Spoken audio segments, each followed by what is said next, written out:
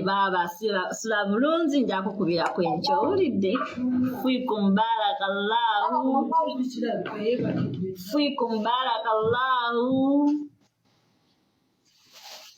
muswamiza ku ddwaliro awo okunkwata okitegeera kati bwe baŋŋamba n'ensalawo nga asuma buli kawungezi nga nzija asuma najja nanona ssente za transport ne ŋŋamba gwe asuma beera ng'ogendayo okundabira Rahuma paka ng'ennaku z'omwezi 6 era ne ku lunaku olutaka yagenda okutuuka bw'ati ku ddwaliro nga mwakafuluma ne ŋŋamba kati nze kansigale n'ewaka nga nkola naye kasitaasi n'ajja kutuukayo.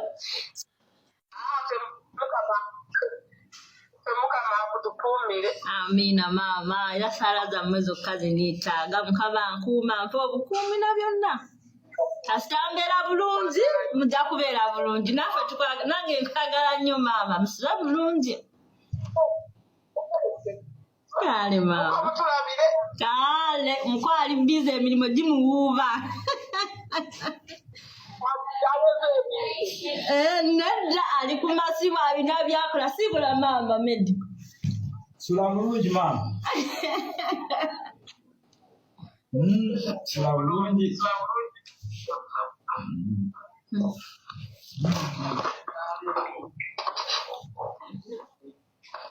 baba wangi baba nange nkwagala nnyo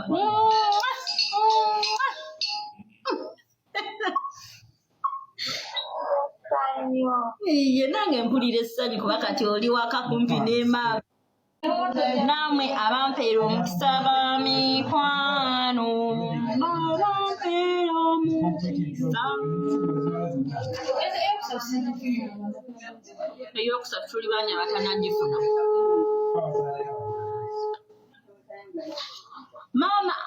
maama sibanga nkoze era eleese Juliana nakirijja mama ni mugisu wa musozi oluganda sirumanyi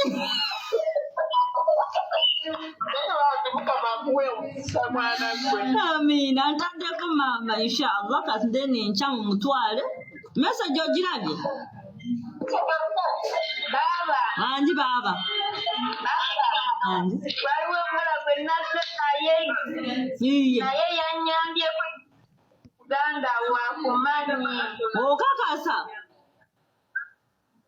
iye nagamba muganda wo yannyambyeko weebale nnyo mulina bamuyita afi ku TikTok omumanya amanya g'amatuufu ye afuso oyo mwana wa ssenga wange mwennyini pepopa era yavudde flight ye yabaddeko mwazze naye era nva nabye ebifaanani nga mami abinteekeddeko bambi tukwagala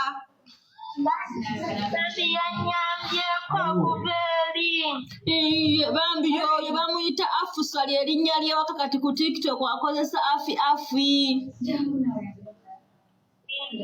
yannyambyeko baba bambi nakugamba nakunyumizaako nti ndi muganda oyo aba mwana wa ssenga wange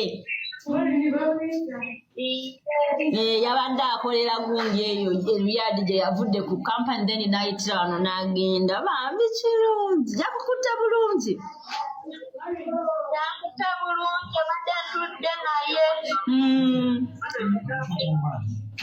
waliwo kamulezewa kiki ekizze ezakyeza okunda obulwadde ndakuleeteddeko ki tewali wadde kama abalaba kiraba ekyo kyo kiba kibi nnyo jjukira mwe wayitira naye fe abagantu tubakwase mukama laba ffe saa zino kye tusaba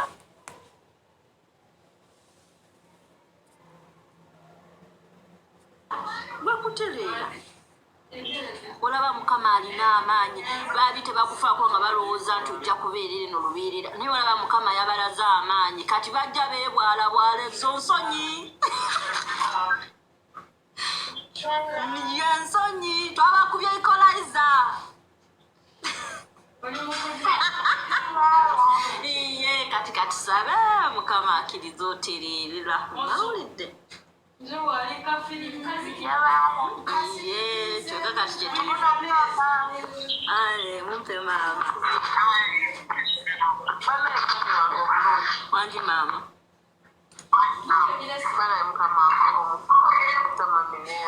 Kale mami Amina. Mukama abawonye. Ekikulu kya byonna. Kati then mami omulaba mufunidde Rahuma layini ye ngenda mutegerako intaneti. Simu ye enkya nja kukubira mutegereko intaneti abeere online. Owulidde maama? Naafe tugenda kujja mu ddwaliro tubakyalireko. Nina foundation e Uganda bagiyita Don Asiya Charity Foundation. Ngenda kukola enteekateeka zijje nkyalireko nga foundation yange bagiyita Don Asiya Charity Foundation era nga secretary wange awangalira mu kibuga wanje eri Uganda. Nagikola Uganda eyo naye kuba nti tetunagiwandiisa naye nga inshallah essaawa yonna yonna guno omwaka kuba nti tubaddemuko nabingi ebibadde binsumbuwa naye guno omwaka inshallah nja kuba ngiwandiisa naye era twatandika okutambulira ku bantu ab'enjawulo abali mu bwetaavu bwe tutyo mpola mpola mukama bw'aba mpadde nga nange ngabanako n'abo mukama baatanaba kusitula bwe tutyo maama mpola mpola nga bwobimanyi. Maama era sala zammwe zokka zeniitaaga mukama nkuuma mpa obukuumi na byonna kasita mbeera bulungi mujja kubeera bulungi naffe nange nkwagala nnyo maama musibe bulungi. Kale maama kale mukwali bize emirimu gimuwuuba nedda ali ku masimu alina byakola sibula maama medi Sula bulungi maama. Sula bulungi.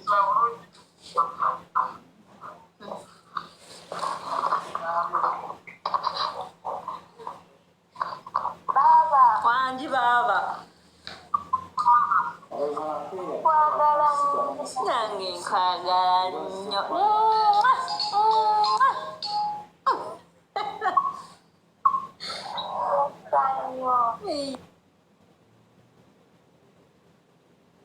Ye nange mpulira essanyu kuba kati oli waka kumpi ne maama kyembadde nga nkaabirira era abasajja be ambassador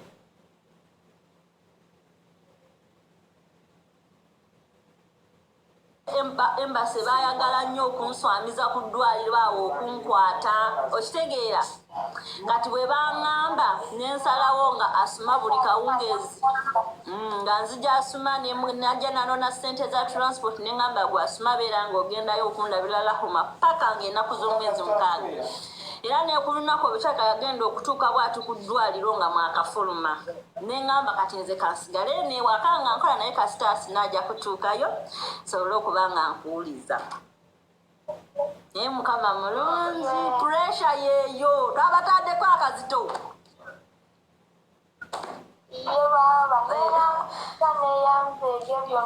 kale baaba sula bulungi nja kukubirako enkyo owulidde fiikum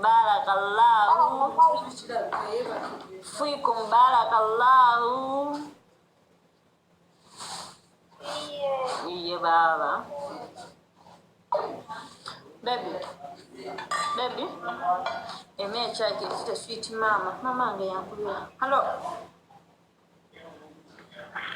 Hello. Wangi mukwano nga nkubidde ku direct tolinaako ku imo mami nga intaneti yagenze ddi amangu ago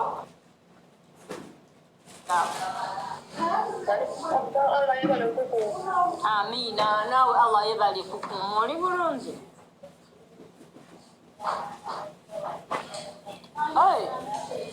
where you go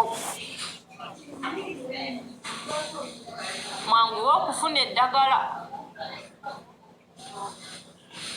mama naye babagema afe wano batugema naye nze akalwadde kagira ne kankuba wansi okukugema tekikuganda akalwadde kukukwata ali Uganda era essaawa zino obwedda bwe njogera naye ku ssimu ne mami we bali mu ddwaliro e Lubaga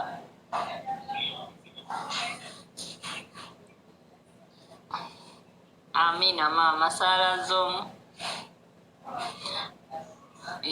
bali kusaba era bamutuusizza erubaga ne bamukolako sikaani y'erubaga ku mugongo naye kati bagambe bagenda kumutwala ensambya kati enkya njagala bamutwala ensambya era mbakuteekerako maama we ku ssimu emitwalo 8 essaawa zino enkya bamutwale mu ddwaliro ensambya bamukole sikaani omugongo then kati ensambya gye bagenda okutuweera final result si tusobole okumanya omugongo gulina buzibu ki kati singa banaasobola okumpima ne basanga nga talina buzibu bwonna bwonna oba ng'alina obuzibu kati ndeni ebisigadde tusobole okuba nga tujjanjaba empola paka mukama lwanaaba asaasidde n'atereera maama.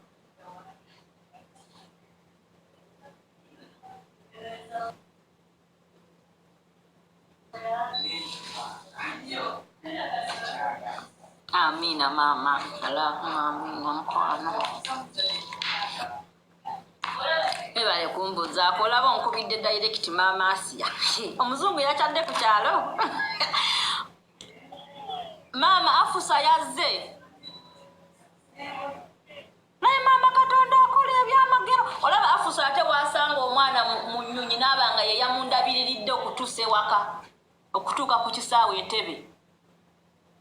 Omwana yava okuŋŋamba n'aŋŋamba baaba waliwo omuwala eyandabiridde n'aŋŋamba mbu muganda wo kati nenzijukira nti yabadde flight ya Afusa nenzijukira nti yabadde flight ya Afusa